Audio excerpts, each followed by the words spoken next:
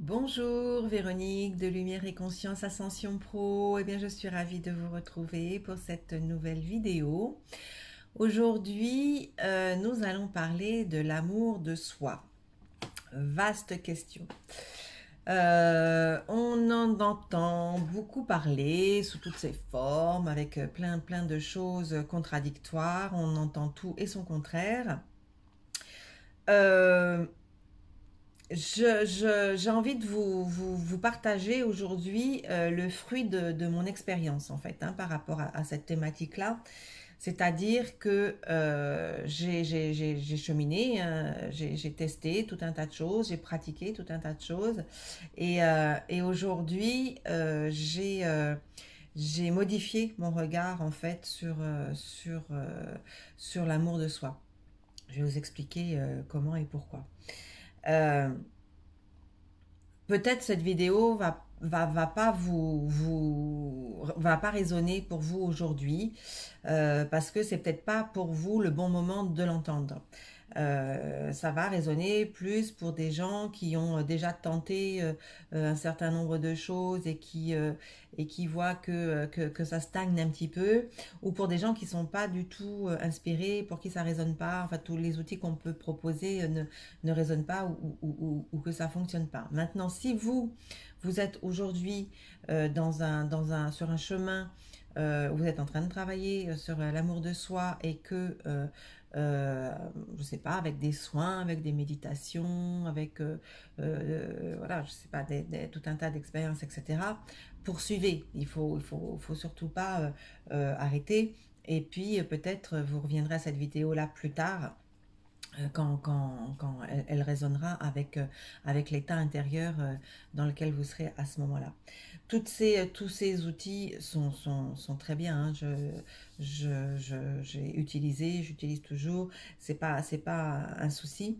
Mais ça nous permet de goûter, en fait, à ce qu'est l'amour de soi à certains moments, dans certaines méditations, dans certaines, oui, dans des visualisations, dans des expériences de groupe, etc. On va goûter ça, on va pouvoir activer ça, réactiver ça, parce que en fait c'est déjà là. Hein. C'est que voilà, ça n'attend que de s'amplifier. On ne va pas le chercher ailleurs. L'amour de soi est en nous. On a juste perdu le chemin pour y aller. Euh, le, le, voilà, avoir ce goût-là, sentir cette énergie-là, et puis pour pouvoir la reconnaître après, ultérieurement, dans d'autres situations et à d'autres moments de son cheminement. Parce que avec tous ces outils, en fait, euh, ça nous amène petit à petit, mais l'amour de soi ne s'ancre pas. En tout cas, c'est l'expérience que j'en ai eue et c'est l'expérience que me rapportent les gens que j'accompagne. C'est-à-dire que, comme pour pas mal de choses, ça va monter, ça va redescendre, ça va être assez sinueux comme ça. Et c'est ok pour un moment du chemin. Il y a pas, j'ai aucun jugement négatif aucun jugement d'ailleurs tout court sur tout ça. Mais quand on veut aller un petit peu plus loin, qu'on a vraiment envie quand on se sent prêt à vivre l'amour de soi de façon permanente, j'ai envie de dire, ou en tout cas le plus permanent possible, il faut monter d'un cran en fait, il faut aller un cran au-dessus parce que il va falloir l'installer. Et pour l'installer, ça peut pas passer uniquement par des outils extérieurs, en fait. Donc, je vous explique un peu ce que j'entends par là. Si ça résonne pour vous, sinon, voilà, vous pouvez arrêter la vidéo, la mettre en pause et la reprendre dans quelques jours, dans quelques semaines, dans quelques mois. Il n'y a aucun souci avec ça. Le préalable indispensable pour passer cette étape-là, c'est déjà être OK, absolument OK à l'intérieur de soi, hein, pas dans un OK mental, c'est-à-dire être intimement persuadé la responsabilisation est le principe essentiel de notre chemin d'ascension, en fait. Que ce ne sont pas, que l'on crée uniquement ce que l'on émane et que les situations qui nous arrivent et donc à travers d'autres personnes ne sont que le reflet de ce que l'on a émané, le retour de ce que l'on a émané et que ce qui nous arrive de souffrant, ce n'est pas la faute des autres, ni des collègues, ni des amis, ni des gens qu'on rencontre, qu'on croise, ni de la famille, ni quoi que ce soit. C'est vraiment le reflet d'une énergie que l'on émane nous. À partir du moment où on est intimement persuadé de cela, ça nous permet donc de changer son regard sur les événements et puis de sortir du rôle de victime. Et ça, c'est primordial. On ne peut pas être victime dans le rôle de victime et dans l'amour de soi. C'est juste pas possible en fait. Pourquoi? Parce que la victime va sans cesse aller chercher l'énergie chez l'autre pour la ramener en elle. C'est-à-dire que la victime ne va pas produire sa propre énergie, se relier à son propre amour, mais va aller le chercher sans cesse à l'extérieur. Donc, si vous voulez accéder à l'amour de vous, ou au moins le développer le plus possible, vous n'allez pas pouvoir le faire si vous êtes dans ce rôle de victime, et donc il faut se responsabiliser et porter un autre regard sur les choses, les situations et les êtres qui viennent à nous. Donc ça ne veut pas dire que les faits n'existent pas, les faits existent. Vous pouvez être agressé, vous pouvez être trahi, vous pouvez être, voilà, peu importe la situation ou ce qui s'est passé, mais bien comprendre que la cause, elle, est différente, que ce n'est pas la personne ou les personnes ou le monde ou la vie qui est là et qui vous fait du mal, mais que c'est bien à l'inverse que ça se passe. J'en ai parlé dans de nombreuses vidéos. Vous pouvez revoir ça aussi dans la vidéo, dans les vidéos que j'ai fait sur la rayonnance sacrée, le 1 et le 2, où j'en parle encore à nouveau. Voilà. Donc une fois que c'est préalable est posé et que au fond de vous, enfin que ça résonne vraiment et qu'au fond de vous, il y a une intime conviction et qu'il n'y a pas de doute là-dessus, alors vous pouvez passer à l'étape d'après, c'est-à-dire prendre conscience que en fait l'amour de soi n'est pas est une conséquence en fait. Ce n'est pas, parce qu'on entend souvent alors d'un côté et de l'autre, hein, des gens qui veulent travailler sur l'amour de soi, avoir l'amour de soi, obtenir l'amour de soi, acquérir l'amour de soi, et puis d'autres gens qui vont être psychologues, thérapeutes, etc., ou juste des personnes lambda, des proches qui entourent et qui nous disent oui mais c'est parce que tu t'aimes pas qu'il se passe ça, ou c'est parce que tu t'aimes pas que tu réagis comme ça, etc. Et donc les gens désespérément cherchent à s'aimer en fait.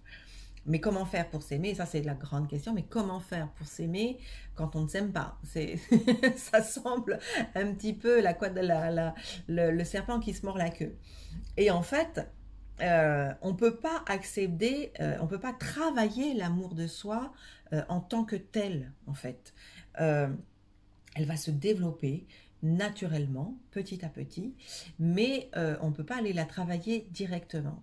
C'est-à-dire, c'est comme si vous voyez une montagne devant vous et puis que vous êtes tout en bas, sans, juste là, comme ça, à pied, sans vélo, sans voiture, sans hélicoptère, sans vaisseau spatial, sans rien du tout, et puis sans capacité de téléportation, et puis que vous voulez être au sommet de la montagne maintenant, sans passer ni par la route, ni par les chemins, ni par en escaladant, ni rien du tout. Voilà, juste faire ça et ça. C'est juste pas possible en fait. L'amour de soi, ça va être un résultat, c'est une conséquence. C'est parce qu'il y a d'autres choses qui auront été travaillées en amont que l'amour de soi va se développer. Et en fait, en amont, voilà, ça va être des leviers, des critères, des curseurs, en fait, que vous pouvez, vous savez, comme sur une table de mixage, vous avez des curseurs comme ça, et ben c'est un peu ça, vous allez lever un petit peu le premier, un petit peu le cinquième, un petit peu le troisième, un petit peu le dixième, un petit peu le deuxième. Vous pouvez pas en avoir un à fond et puis les autres à zéro, c'est complètement déséquilibré. Donc en fait, sur vos différents curseurs, il va falloir les travailler un par un et puis remonter, revenir au deuxième qui avait été déjà monté la dernière fois ou l'avant-dernière fois, mais entre-temps on a remonté un autre et puis voilà. Et c'est comme ça que ça va se passer en fait. Euh, Imaginez une montgolfière, voyez, avec le panier, il y a les cordes, et puis au-dessus, il y a le ballon. Et ben, imaginez l'amour de soi comme le ballon, en fait, voyez, en haut. C'est-à-dire que vous avez le panier qui est à terre. Si vous voulez que le ballon gonfle et que vous puissiez, voilà, qu'il puisse s'envoler, euh, ou même juste gonfler, même sans s'envoler d'ailleurs, il faut que toutes les cordes soient bien attachées, soient bien au même niveau. Et voyez, et c'est ça les curseurs en fait. Voyez. Après, il y a le feu, effectivement, voilà, l'énergie qui va porter tout ça aussi, hein, notre énergie divine, pour ceux qui font du tarot, le bâton en fait, hein, qui va l'énergie du bâton qui va être là, qui va porter tout ça. Mais il faut que chacune des cordes euh, soit longue, soit à la bonne longueur, à la bonne hauteur, etc. etc. Et ben c'est ça vos curseurs en fait. Et donc évidemment, d'une personne à l'autre, les curseurs vont être différents. Et évidemment, sinon ce serait trop simple. S'il y avait une recette miracle, tout le monde le saurait. Donc en fait, c'est vraiment aller chercher en soi là où il y a des dysfonctionnements, euh, travailler. Alors, je ne peux vous inviter que de le travailler avec la rayonnance sacrée, travailler avec les différents rayons sur les différents points qui sont une difficulté pour vous, qui sont des expériences souffrantes. Et puis, euh, et puis passer de curseur en curseur comme ça et les monter, les monter, les monter. Et petit à petit, vous allez avoir le ballon de votre montgolfière qui va commencer à prendre un petit peu de gonflage, oui, je sais pas, d'air en tout cas, qui va se gonfler petit à petit et puis voilà, qui va devenir de plus en plus gros et qui va, au bout d'un moment, prendre sa belle forme de ballon en fait. Alors, les curseurs, qu'est-ce que ça peut être? Ça peut être, alors il y en a plein, hein, ça peut être respecter ses besoins, respecter ses valeurs, respecter son corps, respecter son intégrité, se faire plaisir, modifier des comportements, renoncer au jugement, le jugement des autres, et puis par la même, enfin le jugement de soi, accepter ses failles. Vous voyez, il peut y avoir tout un tas de choses en fait. Et en fait,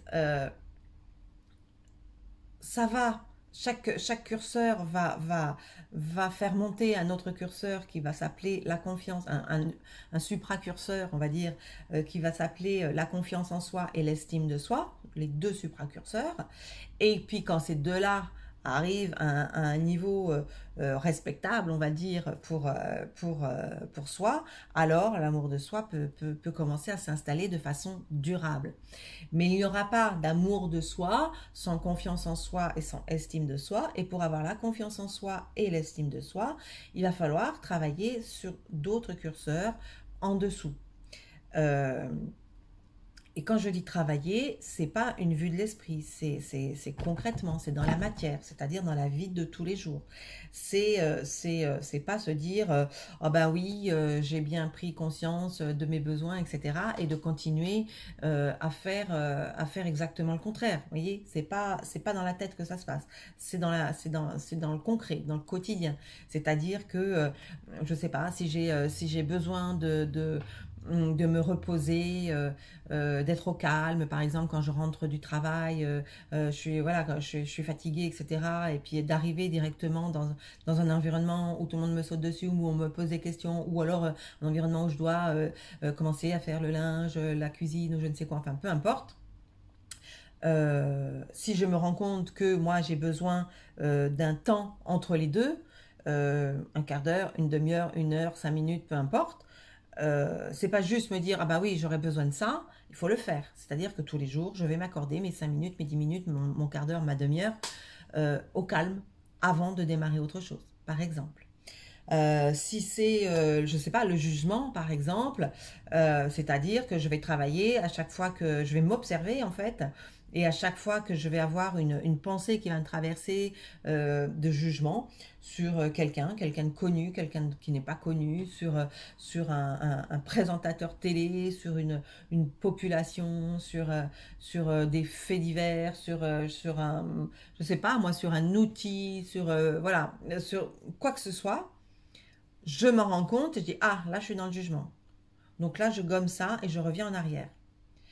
Et de la même chose quand c'est pour soi. C'est-à-dire à chaque fois qu'il y a une pensée qui va me traverser en me disant, ouais, non, j'y arriverai pas, non, mais je suis nulle, je suis comme ci, je suis comme ça, tatati, tatata, enfin bon, bref.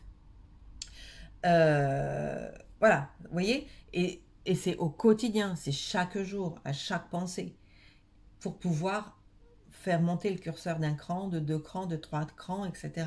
Et c'est-à-dire que si j'arrête, si je reprends l'exemple du jugement, par exemple, si mon curseur jugement qui était à -10 arrive parce que j'étais sans arrêt en train de juger tout le monde, moi, enfin voilà, la terre entière, j'arrive à un curseur zéro déjà, c'est-à-dire que je juge, je continue à émettre des jugements, mais peut-être pas sur tout et n'importe quoi. Par exemple, je décide de quitter les réseaux sociaux et de mettre mon avis sur tout et n'importe quoi. Vous voyez, ça peut être quelque chose de concret dans la matière. Ou si j'ai une collègue de travail qui est particulièrement, enfin qui me semble être particulièrement pénible parce qu'elle n'est pas d'accord avec moi, ou parce qu'elle ne travaille pas comme moi, ou parce qu'elle ne s'habille pas comme moi, ou parce que ci, ou parce que ça, je peux à un moment décider de dire stop. J'arrête de la juger. En fait, c'est un être humain, c'est un être divin, comme moi, en fait. Donc, elle est complètement différente de moi. On n'est pas obligé de s'aimer. Je ne suis pas obligée de l'apprécier, mais je me dois, pour moi, pour l'amour de moi, d'arrêter de la juger, en fait. Parce que quand je la juge, forcément, je me juge aussi. Donc, si je trouve qu'elle est comme ci ou comme ça, indirectement, je suis en train de me faire du mal à moi aussi, et mon amour de moi ne peut pas augmenter, c'est pas possible. Voyez. Donc là, hop, je vais passer au curseur au cran numéro 2, par exemple. Vous voyez, ça va être des choses comme ça. Mais ça va être des petites choses, vous voyez, c'est des choses vraiment du quotidien. C'est-à-dire on va pas rentrer dans un grand truc transcendantal, faire un grand ménage de ci ou de ça, ou arrêter ci ou arrêter. Non, c'est vraiment des petites choses du quotidien qui font que vous allez pouvoir bouger vos curseurs, vos différents curseurs. On en a tous plusieurs, hein. Il n'y a pas de mystère là-dessus. Et du coup, donc, il faut déjà les identifier. Ou alors vous allez les identifier petit à petit, hein, et puis commencer à les bouger. Et par exemple, si c'est je sais pas moi, la capacité à refuser, à dire non à quelqu'un et enfin ou aux gens en général et puis à accepter un petit peu tout, même ce qu'on n'aime pas, et ben on va apprendre à dire non et puis ben, apprendre à dire non, ça se fait pas en un jour, hein. C'est plein de petites expériences. Il y en a une, deux, trois, 10, 100, 200 avant d'être au point. C'est-à-dire que à un moment, je vais dire bah non, mais j'apprends à dire non. Je dis pas non de façon agressive ou en envoyant balader les gens, par exemple. J'apprends à dire non en expliquant que je suis en train que moi ça me convient pas, que j'ai besoin de me respecter, voilà, peu importe, mais d'une façon que l'autre peut entendre. Ou alors je suis trop fatiguée aujourd'hui et là je suis pas en capacité de le faire, donc il faut que je respecte mon corps. Et là, ding, il y a euh, votre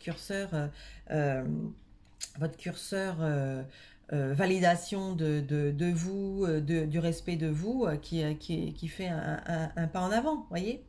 Et du coup, quand vous voyez que vous l'avez fait une fois, deux fois, trois fois, 10 fois, bling, il y a le curseur, le supracurseur confiance en soi qui fait un pas en avant aussi, parce que vous commencez à prendre confiance en vous au niveau du respect de soi, voyez. Donc c'est vraiment comme un engrenage en fait, hein. Vous avez les curseurs de base, les supracurseurs, et puis après l'amour de soi. Et puis votre amour de soi va se développer, va gonfler petit à petit au fur et à mesure que chaque curseur et chaque supracurseur va avancer. Euh, L'amour de soi, alors vous allez vous rendre compte à ce moment-là que l'amour de soi, c'est pas s'aimer, c'est pas aimer qui on est, c'est-à-dire notre personnalité, notre ego tel qu'il était avant qu'on fasse tout ce travail-là. On va se rendre compte qu'en fait, l'amour de soi, c'est aimer tout, en fait. C'est aimer toutes les parties de soi. Ces parties-là, les parties qu'on n'aimait pas, et puis aussi notre vibration divine, qu'on ne peut pas dissocier de tout ça. C'est-à-dire que ma vibration divine, qui est spécifique, j'apprends à la connaître, j'apprends à la reconnaître, à la percevoir, etc., à la rayonner. Et ça développe aussi une nouvelle facette de l'amour de moi, en fait, parce que j'apprends à aimer cette part divine de moi. Donc, vous voyez, il y a cette part divine, il y a les faces pardon, un peu sombres, et puis les faces un peu égotiques, et puis les faces, les jolies faces qu'on aimait déjà bien avant. Il y a tout. En fait, c'est un tout, c'est un global. Et c'est ça qui va faire que ça va monter. Et qui va nous permettre, au fur et à mesure, de sortir de sa faille à chaque fois qu'on y tombe. Parce qu'on aura un supracurseur confiance, estime, et puis amour, respect, etc., qui vont être installés. Vous voyez, c'est pas un truc qu'on aura fait une fois, c'est une répétition. C'est une répétition d'actes concrets dans la matière, de décisions, de choix qui sont actés dans la matière, qui font que c'est ancré en fait, c'est installé, ça ne peut pas redescendre. C'est ça le problème quand on veut travailler comme ça, l'amour de soi de façon générique, j'ai envie de dire, c'est que on peut hein, avoir cette sensation de ce ballon-là, mais bon, déjà, il est jamais complètement plein parce qu'on a oublié plein de choses. Mais au premier accident de la vie, au premier grain de sable qui arrive, voûte, il y a tout qui retombe en fait, comme un soufflet. Quand on travaille comme ça, en fait, ben, ça reste stable, en fait. Donc, il y a un accident de la vie, il y a un grain de sable. Oui, vous pouvez être triste, oui, vous pouvez tomber dans votre faille, etc. Mais votre amour de soi, il va être là quand même. Il va pas bouger. Et donc, c'est ça qui va vous permettre de ressortir de cette faille rapidement, en fait, et sans égratignure non plus. Ça, c'est important aussi parce que vous aurez aimé, enfin vous aurez aimé, parce que de base vous aimez même les parties sombres de vous, même votre faille, même les difficultés, etc., etc. Donc ça va avec en fait. de tomber dans la faille va être aussi une façon de se respecter, la façon dont on va être dedans et la façon dont on va en sortir. Voilà. Euh, une chose essentielle, c'est qu'on ne peut pas être entre les deux. C'est-à-dire que on ne peut pas être dans l'un et être dans l'autre. C'est-à-dire que je ne peux pas, si on reprend, je sais pas, si on prend par exemple les valeurs, le respect de ces valeurs comme curseur, euh, me dire oui, alors moi, ma valeur principale, par exemple, c'est l'empathie ou la loyauté ou je ne sais quoi.